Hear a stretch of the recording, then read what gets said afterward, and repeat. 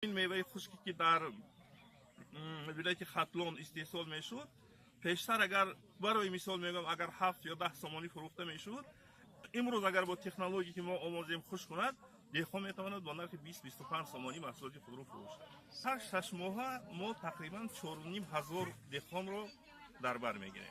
با دهقانان ما کوشش میکنیم که تخمیجات خوش صفت، موادهای زهر و خیمیکات هایی که با طور قانونی به تاجیکستان وارد شدن و دارای سرتیفیکات می باشند و دهقان هایی که زمین های نسبتا کلان دارند و با تجارت محصولات های کشاورزی مشغول هستند این چنین بنیاد سردخانه ها و نقشه داریم که 12 سردخانه که گنجایششان از 200 تا 1000 تن است بنیاد کنیم.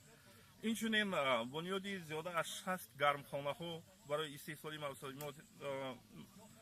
سبزیجات های موسمی نیز به نقشه گرفته شده است و در روند اجرایش هستند.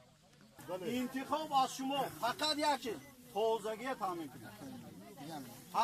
شستشو آب تازه، سرخوش علایده، حرکتگیش علایده، کمودش علایده کنید. گسه از سطیل گرفته باید ما نگیره اپجا. یک نفر از سطیل گرفته، یک قطار